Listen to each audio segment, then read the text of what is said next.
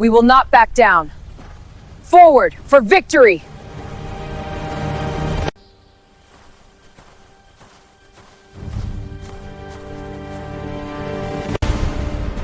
Man, this is it. Get ready, the blast is coming. Some voices whisper. Some voices command. But there are rare voices that can stop wars before the first shot is fired. They called her just a translator.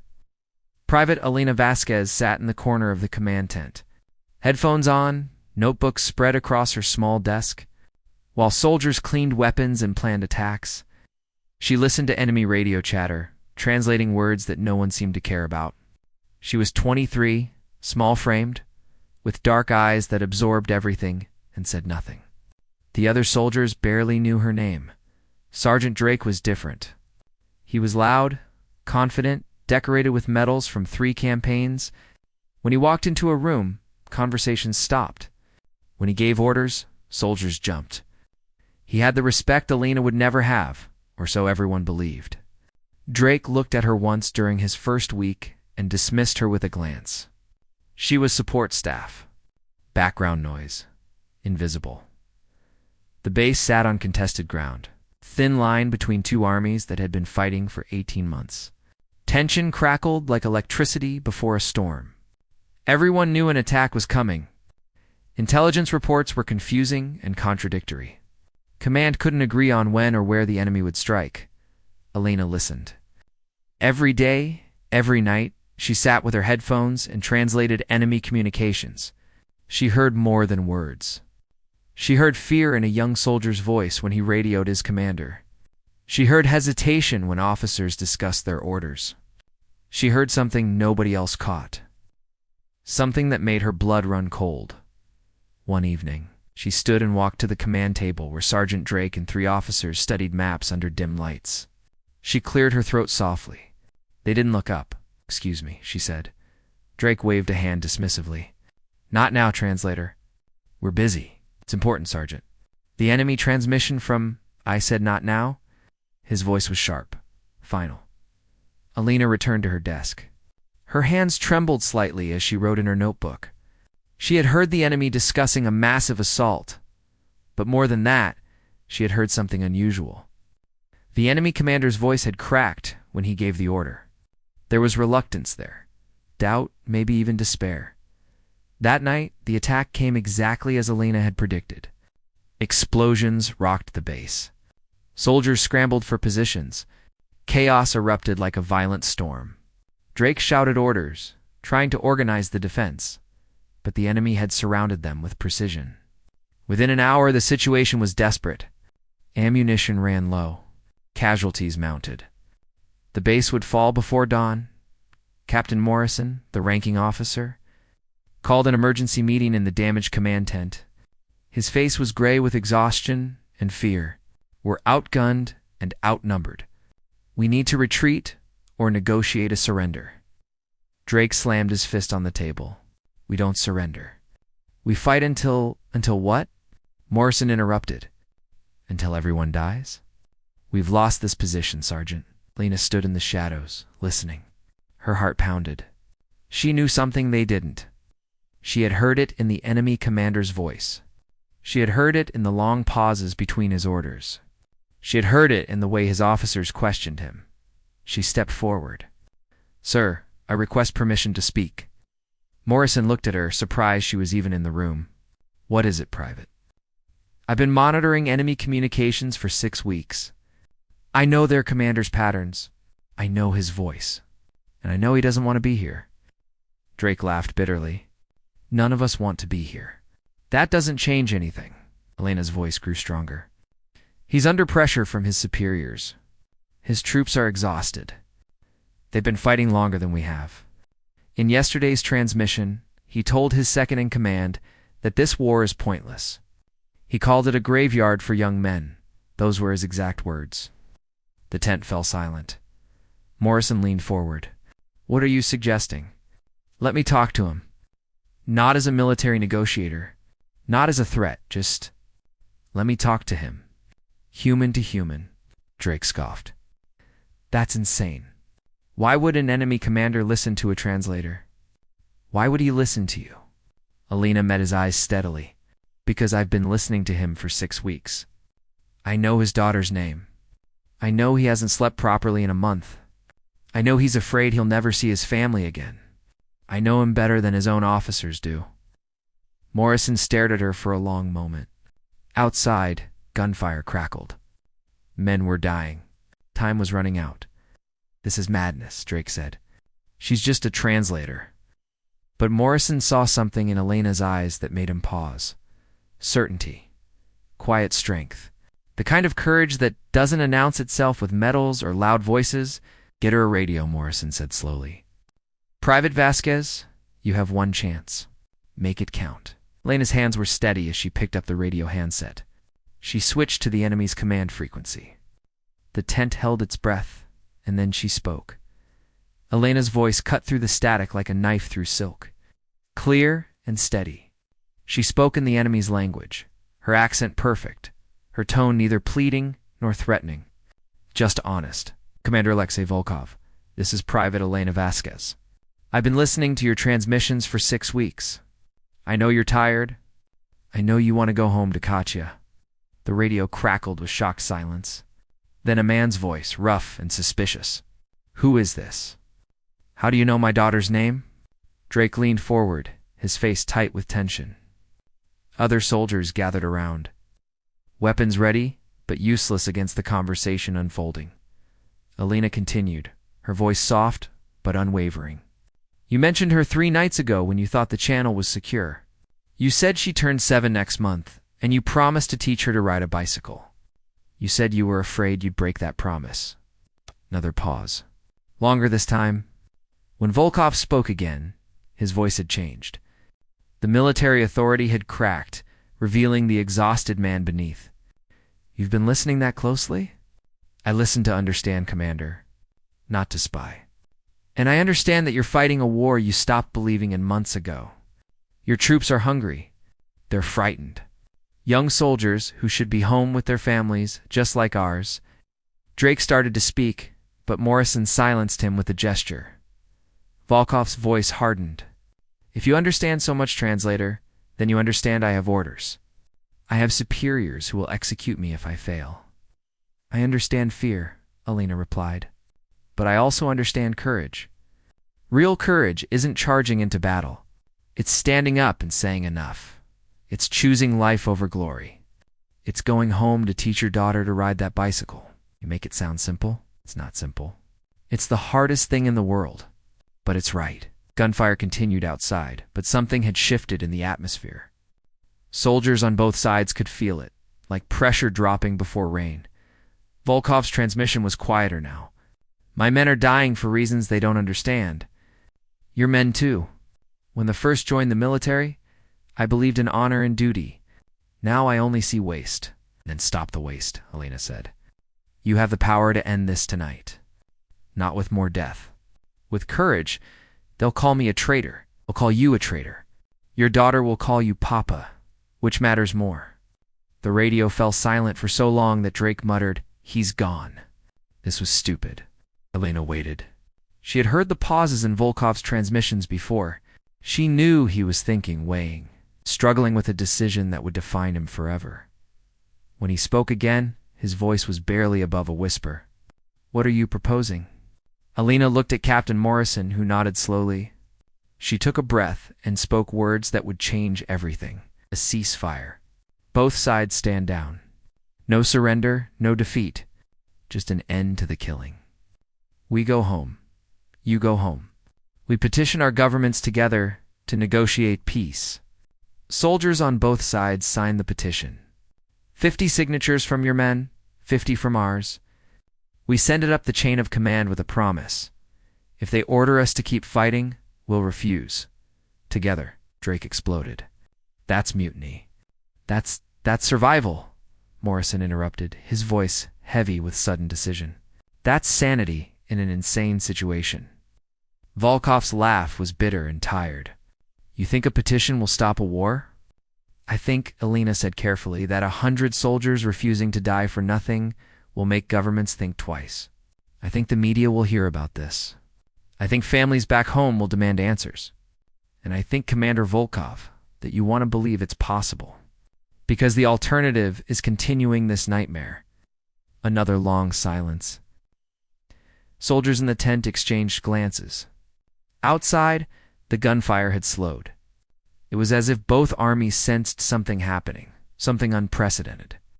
If I agree to this, Volkov said slowly, and my superiors arrest me, will you testify on my behalf? Alina didn't hesitate. Yes. If your command calls you a traitor, will you stand by this decision? Yes. Why? You're just a translator. You could stay silent and stay safe. Elena's voice carried a strength that made even Drake straighten. I'm not just a translator. I'm someone who listened when everyone else only heard noise. I'm someone who saw a father in an enemy commander. I'm someone who believes words can be stronger than bullets. And I'm someone who's tired of translating death threats when I could be helping people talk to each other instead of killing each other. Volkov was silent for a moment. Then, my men need guarantees. Food, medical supplies. Safe passage through neutral territory.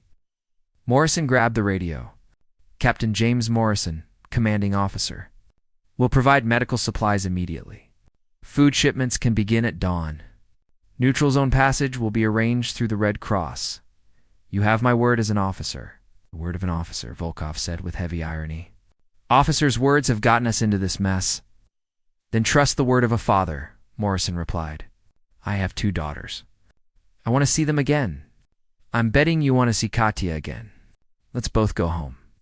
The radio crackled, breathing, thinking, deciding. Finally, Volkov spoke. Ceasefire begins in 1 hour. My men will stand down. I'm trusting you, translator. I'm trusting the voice that listened when no one else would. Elena's hand trembled as she released the radio button. The tent erupted in chaos, some soldiers cheering, others angry. Everyone confused and overwhelmed. But Drake stood frozen, staring at Alina as if seeing her for the first time. The invisible translator had just accomplished what months of military strategy could not. She had stopped. A war with nothing but her voice and the truth. Dawn broke over the quiet battlefield like a prayer answered. Soldiers from both sides emerged from their positions slowly. Weapons lowered, eyes cautious but hopeful. Medics crossed invisible lines to treat wounded enemies. Food was shared. Tentative conversations began, awkward and halting, but genuine.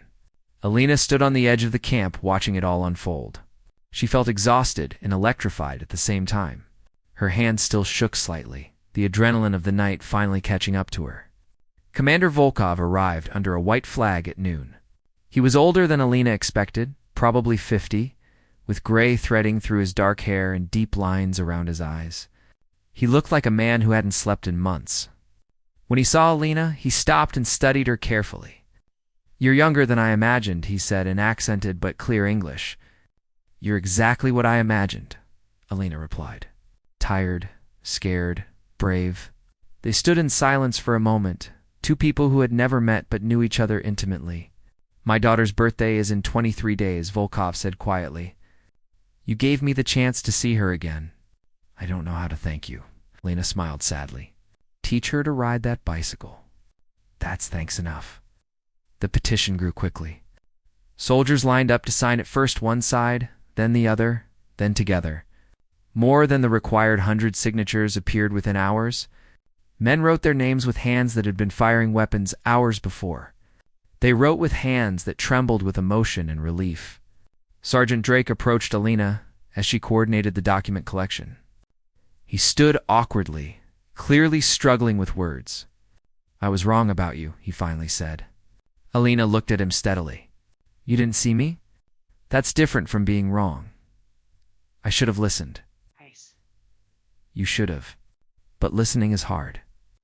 It requires you to believe that someone smaller, quieter, less decorated, might know something you don't.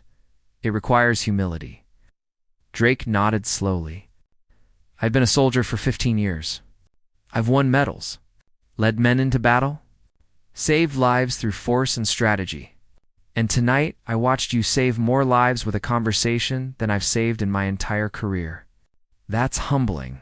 It's not about me being better, Alina said gently. It's about using the right tool for the job. Sometimes the right tool is a weapon. Sometimes it's words. The wisdom is knowing the difference. Captain Morrison joined them, holding the completed petition. His face showed exhaustion, but also something else, a kind of peace Alina hadn't seen in him before. High Command is furious, he said with a slight smile. They're threatening court-martials. But the media got hold of the story. Families are calling. Politicians are scrambling. We've created a situation they can't ignore and can't easily punish. Will we face consequences? Alina asked. Morrison nodded. Probably. But we'll face them together. And we'll face them alive, which is better than the alternative. Over the following days, the story spread like wildfire. The translator who stopped a battle with a radio conversation became international news. Alina gave interviews reluctantly, always deflecting credit to the soldiers who chose peace over orders. To Volkov, who risked everything for his daughter. To Morrison, who supported an impossible idea. But people saw through her humility. They saw a young woman who had been invisible and overlooked, who had listened when others only heard noise, who had believed in the power of understanding when everyone else believed only in force. Letters arrived from around the world. From mothers thanking her for saving their sons. From children who drew pictures of her with a radio. From other soldiers in other wars who said her story gave them hope. From teachers who said they would tell their students about the translator who proved that courage isn't always loud. 3 weeks later, Alina stood in front of a government committee investigating the ceasefire. Powerful officials questioned her decisions, challenged her authority, demanded to know who gave her permission to negotiate. She answered calmly and clearly, with the same steady voice that had stopped a war. I didn't negotiate, she explained. I listened. I understood. I spoke human to human. If that's a crime, then I'm guilty. But if saving lives is a crime, then maybe we need to rethink our laws. The room fell silent. Even the hostile officials had no response to that simple truth. Commander Volkov testified too, via video link from his own government's investigation. He faced harsher consequences than Alina demotion, imprisonment, possible execution. But he spoke without regret. That translator saw what my own superiors refused to see, he said. That I'm a father before I'm a soldier. That my men are human beings before their weapons. She gave us permission to be human again. Whatever punishment I face, I'll face it knowing I kept my promise to my daughter. The investigations dragged on for months. Some officials pushed for harsh punishment. Others called Alina and Morrison heroes. The debate raged in governments, media, and public spaces around the world. But something had shifted. Something fundamental. Other soldiers began asking questions. Other translators, medics, and support staff began speaking up. The invisible people who had been ignored started to realize they had power, not the power of rank or weapons, but the power of truth and courage and human connection. Alina eventually returned to civilian life. She became an advocate for diplomatic solutions, for listening before fighting, for seeing enemies as human beings. She spoke at universities, military academies, and peace conferences. She trained other translators and reminded them that their work wasn't just technical, was profoundly human, and sometimes, late at night, when she couldn't sleep. She would remember that moment in the command tent, when she picked up the radio. When she was just a translator that nobody saw. When she made the choice to speak up despite knowing she might be ignored, punished, or worse. She remembered and she smiled. Because she had learned the most important lesson of her life. True strength isn't about being the loudest voice in the room. It's about being the voice that says what needs to be said, even when everyone else is silent. It's about listening when others only hear noise. It's about believing that words matter, that understanding matters, that every human life matters. Years later, a photograph would circulate online. It showed a young girl, maybe 9 or 10 years old, riding a bicycle while a gray-haired man ran beside her, laughing. The caption read, Katya Volkov, with her father, teaching her little brother to ride. They said, wars are inevitable. One translator proved him wrong. Alina kept that photograph on her desk. It reminded her why she spoke up that night. Not for glory or recognition, not to prove anyone wrong or make herself visible. She spoke up because sometimes, just sometimes, the smallest voice in the room is the one that changes everything. And the courage to use that voice, that's the courage that moves mountains, stops wars, and brings fathers home to teach their daughters to ride bicycles. That's the courage we all have inside us, waiting for the moment when we choose to stop being invisible and start being heard.